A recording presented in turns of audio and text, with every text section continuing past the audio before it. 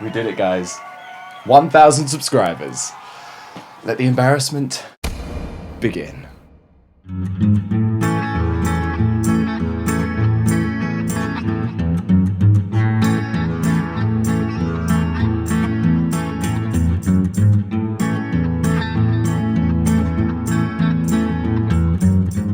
Hello there, ladies and gents, and welcome back to One Man Band's the 1,000 subscriber special.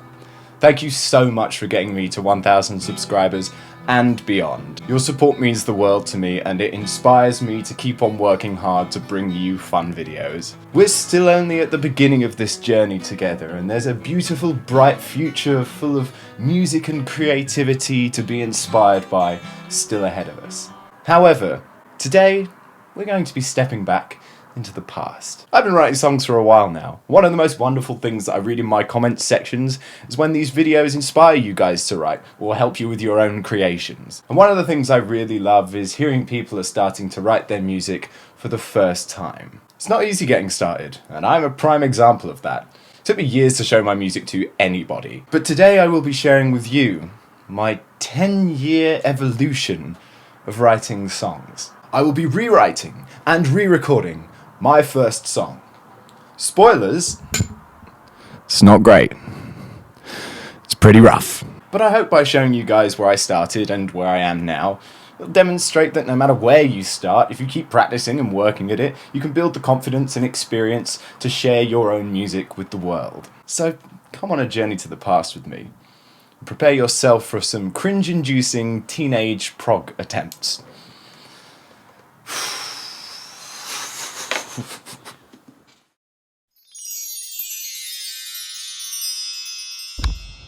Hello. I have been working on my Led Zeppelin song, and I was going through some old files, and on my old hard drive that sort of saw me through my teenage years that I found recently, and on it I have discovered what I think may be the first song I ever recorded into a computer. I recorded it at school, like in my music room, for either late in high school or potentially in college, so when I was about 15, 10 years ago. I'm nearing 1,000 subscribers.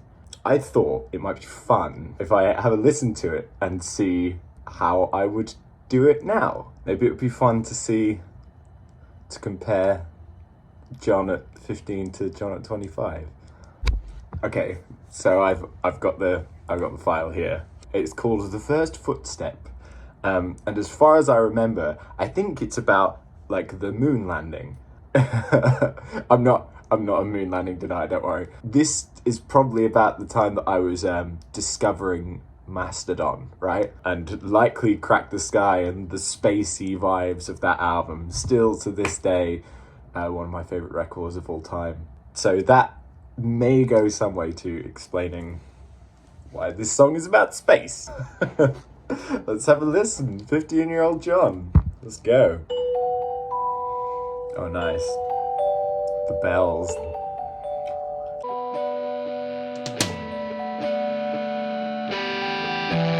As much as this was when I was 15, all the instruments are still me. So this is the first one-man band thing I ever did. Well, it is. This is the first one. It was the first footstep for me as well.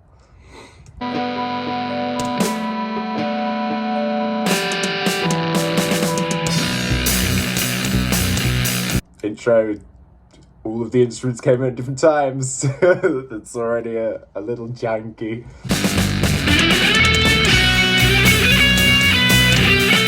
The intro guitar solo, we love that, don't we?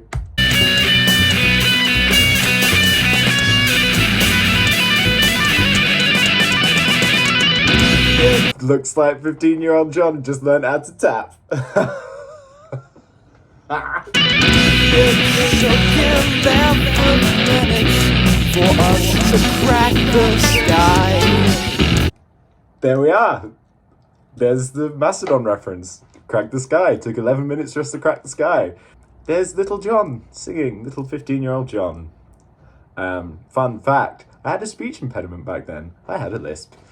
I wasn't able to say my S's correctly, so you'll notice that a lot in this song. The cosmos beckons us to its unforgiving hell. This is potentially even the first time that I'd ever been recorded singing, and you can like hear the nerves in my voice. It's shaky. It's crazy. You never thought. The bass disappeared going into the chorus. That's cool. Very these some groundbreaking production choices I was making back here.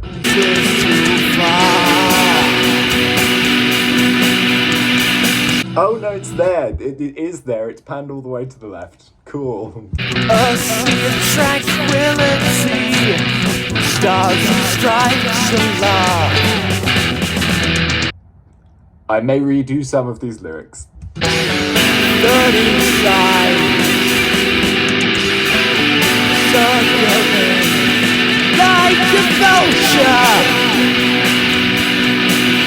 Although, that's quite cool. 30 times circling like a vulture. Not really sure what that's a reference to, but I kind of like the imagery of it. That's cool. Maybe we'll use that. Only comets causing movement. Permanent tattoo. One step. I feel like I'm trying to do something quite interesting with the drum part here. There's some like...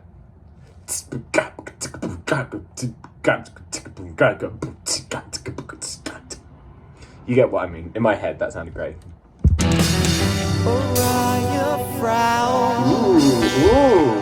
Ooh, key change, nice.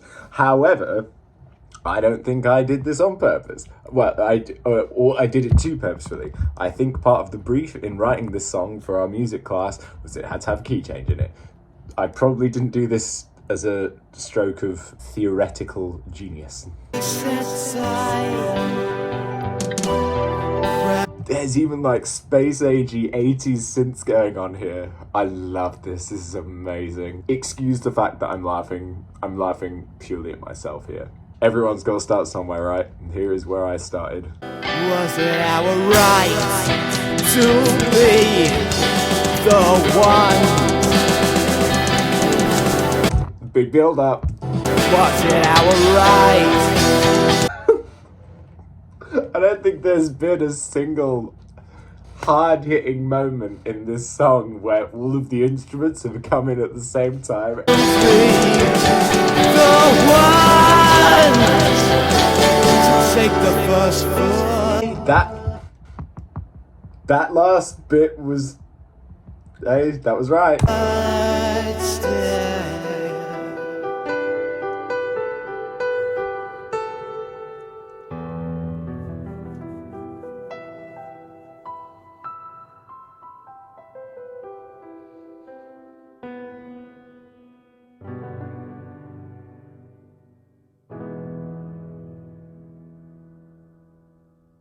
Ending's quite cool.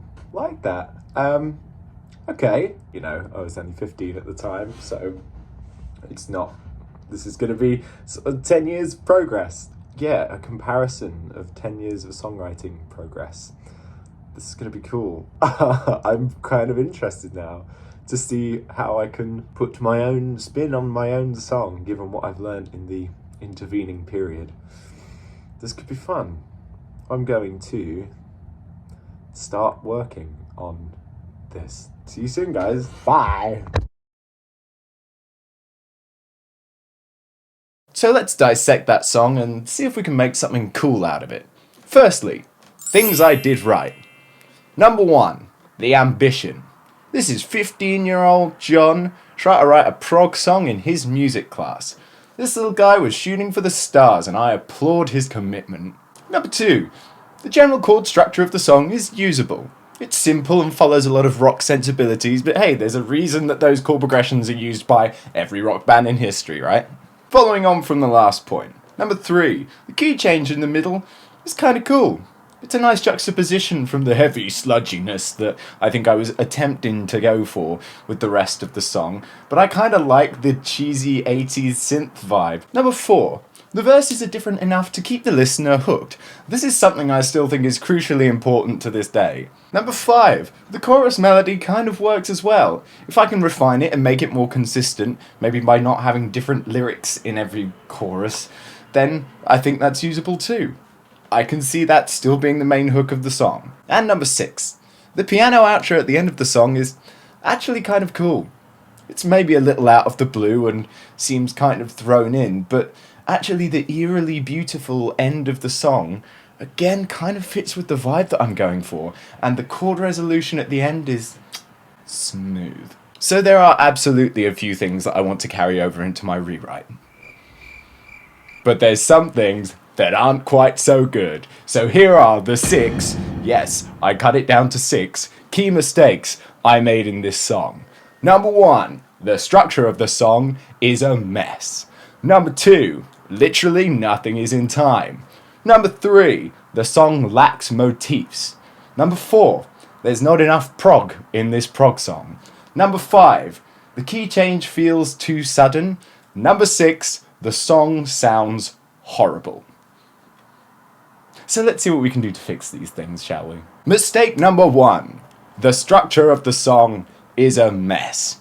Here's the thing. I guess in prog, the whole idea of the genre is that the structures of the songs are explorative and fluid. But I think I was restricted in the writing of this song because I was trying to fit in all the features I had to include in order to get good marks in whatever assessment I was doing in my music class. So the song just kind of drags on while I try and tick each box of a feature that I had to include for my music class. I want to turn this song into something that people actually enjoy listening to.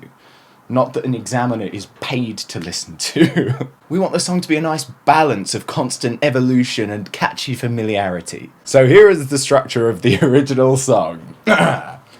Intro, verse 1, chorus, re-intro, verse 2, chorus, verse 3, breakdown / middle 8, build up, climax, outro, I think. First glaring error. I don't need 3 verses anymore. I'm not at school, you're not my teacher, I'm not trying to hit exam criteria, so verse 3, you're gone. Sorry, buddy. Same thing for the re-intro after the first chorus. Sometimes it can be cool, but in this case it's not adding anything. So just in doing those 2 things, we've already cut out a minute of unneeded bloat from this song. Secondly, it takes us almost 2 minutes to get to a chorus. That is way too long, especially if we're trying to make this song in any way accessible. Generally, I play almost everything in this original song about twice as long as I need to. Like the marimba at the start, we play 4 times through the chord progression before any other instruments come in doing anything but feedback. That's way too long. Just gonna play through the chord progression once, then let's get into the song. Same with the rest of the intro. The chord progression plays through another 4 times. We get it by then. We don't need the intro to be that long, so we're cutting that in half as well. So that means we've gone from the original 8 times through the chord progression before we get to the first verse to 3, and each time something new happens. First time through, it's just the marimba, then we get the main hook, and then we get the third time with the intro solo, which I'm keeping because it's prog. I'm allowed to do a solo in the intro. Allow it. It's the same deal with the first verse, another 4 times round the chord progression. Cut it in half, keep it short, keep the listener wanting more. Just by doing these couple of things, only letting things be as long as they need to be, we now reach the first chorus in 48 seconds rather than 1 minute and 42 seconds. That is huge. I kept going through the rest of the song, cutting out things that seemed unnecessary or repetitive. So here is the new structure of the song. So we maintain the progressive core of this song, but tighten it up and make it more accessible. Mistake 2. Literally nothing is in time.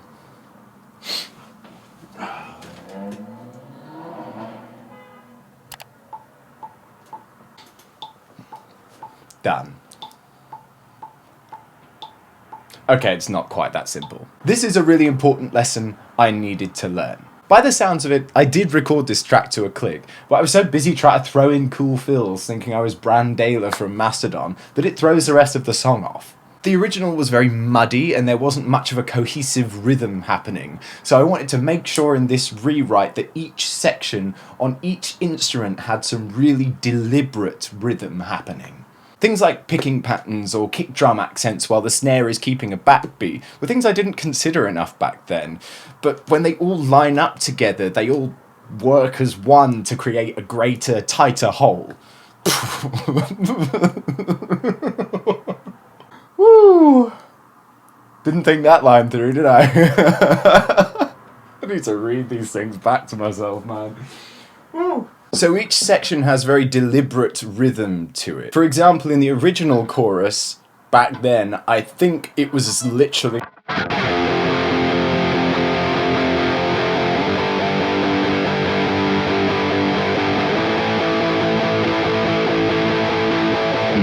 Whereas in the rewrite, I'm now going...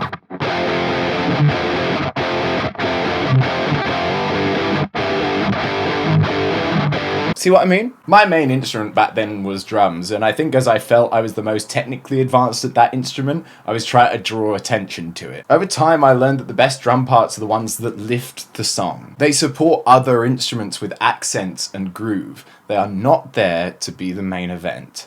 But that goes for every instrument. Some cool fills and moments of flair are great to spice the song up, but first and foremost, I had to learn to serve the song first. Mistake number 3.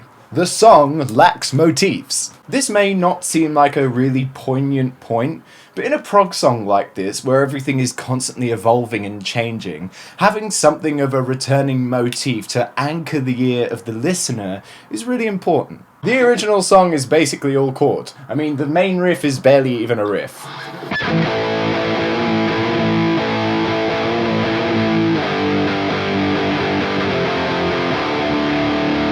So that was something we had to fix right away. We need something to catch the listener's ear right out of the gate. So instead I went with this.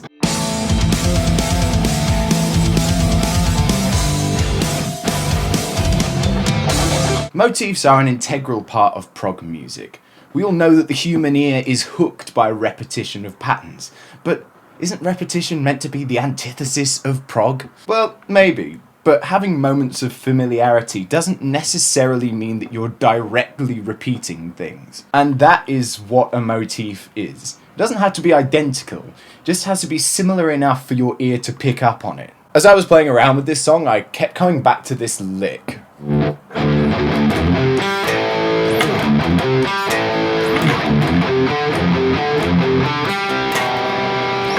I kept coming back to it because I thought it was really cool. And I realised it might be fun to have a slightly different version of it pop up in the chorus. In fact, I captured on camera the moment after I came up with that idea. Came up with something else cool. Like, I already had that, but I wanted to sort of incorporate that into the chorus. So I came up with this.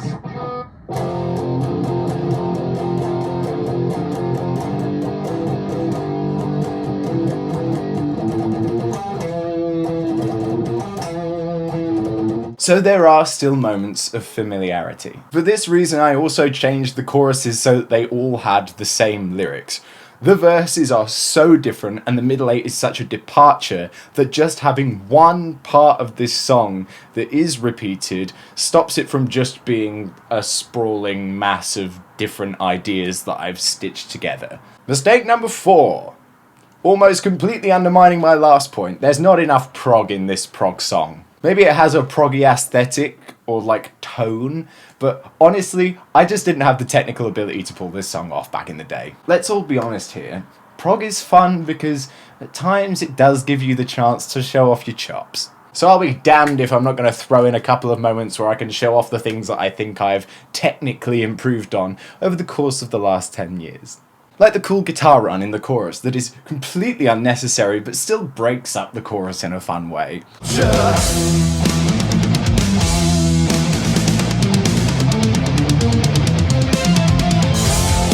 or the on-beat, off-beat accents on the drums in the second verse. Every saint and sinner has been beckoned by the glimmer. Let's satiate the reprobates to reel them in. And let's be real, we need to fix the guitar solos.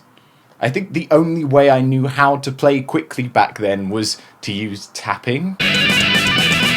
That's gotta go. So there's some tastier solos in the song now, but I'm gonna make you wait till the end to hear those.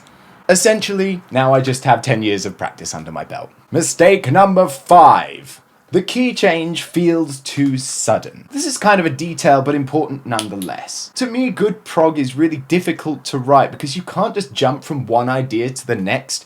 You need to make the transitions feel smooth and natural.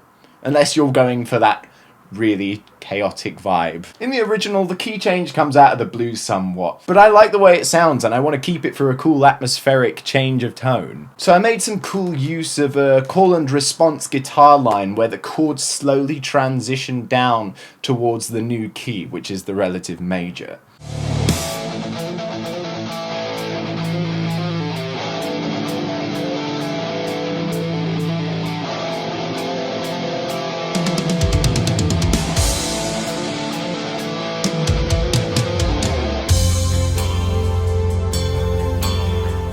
Just using simple transitional sections like this goes a long way to making the song feel more well thought out. In the original, you could really tell that I was writing the song one section at a time from start to finish rather than thinking about the bigger picture. This is something really good to bear in mind, and also one of the main reasons I like to demo all of my music before I properly record it. In this case, the demo being the original version of this song that I did 10 years ago. This transition might seem like a minor detail in the grand scheme of the rest of the song, but I think it's a good example of how planning your music and demoing it can lead to you having something that sounds like a more complete thought by the time you properly record your music.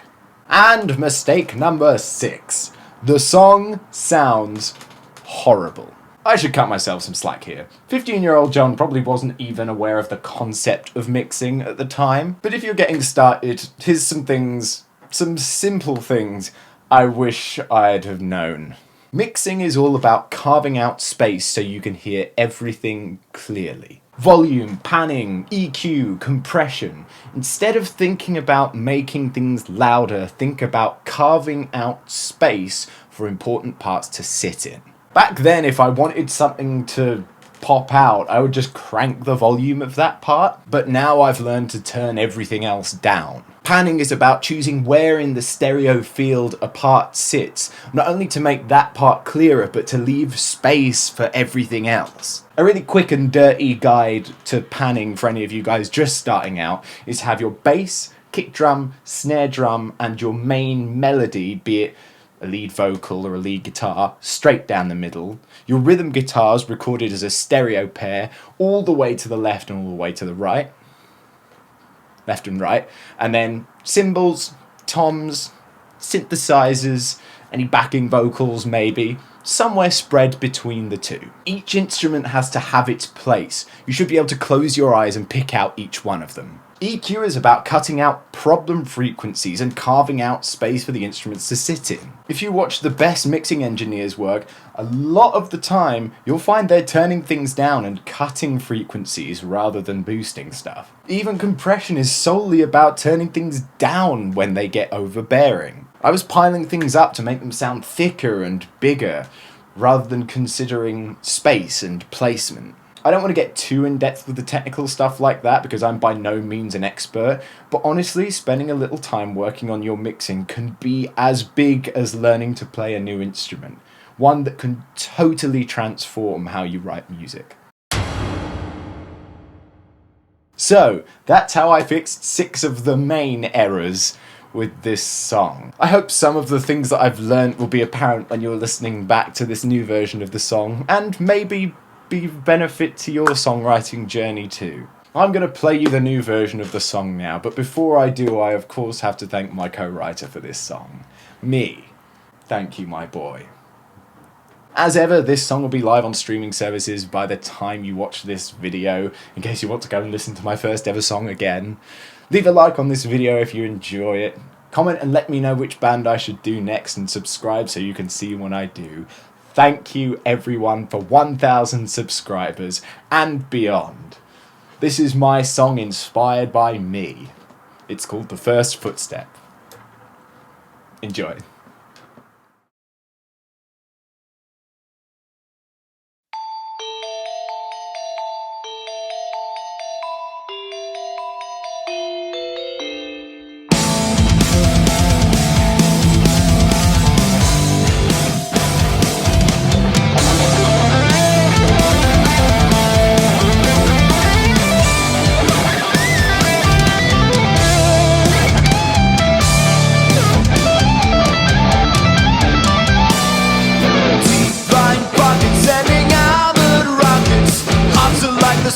Sets the heavens on fire. Lust for others as a natural brothers. The worthless blues to engineer a race to desire. An endless supply of miracles crack the sky. 30 tiles circling like a vulture.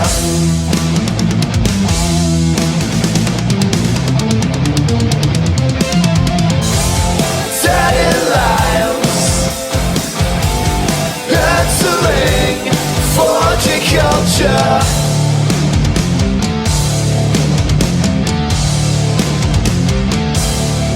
Dare you question our grand intention? Planting stars and stripes amongst the valleys of old. Bleak grey vistas hiding virgin mysteries. Undefiled and undefined, the valleys run gold. Your doubt is just a lesion with your elementary reasons. It's far too late to denigrate the word of your kin. Every saint and sinner has been beckoned by the glimmer. Let's satiate the reprobates to reel them in. Immortalized, there's more to life. When miracles crack the sky. 30 times circling like a vulture.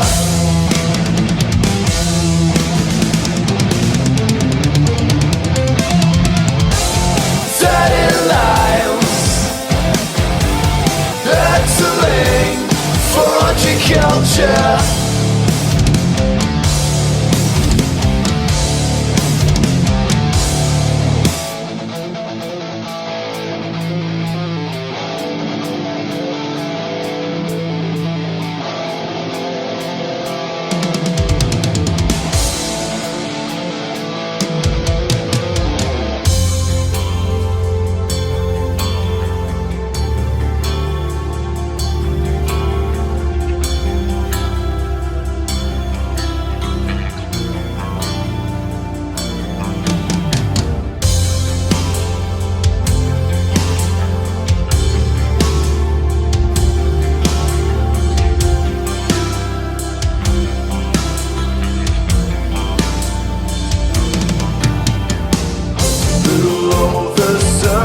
And Orion's crown, a wondrous sight awaits the bold and the cunning. Deathly silence deafens those too proud. Eyes wide shut, this heresy is woven deep into us. So was it our right to be the ones? Was it our right to be the ones?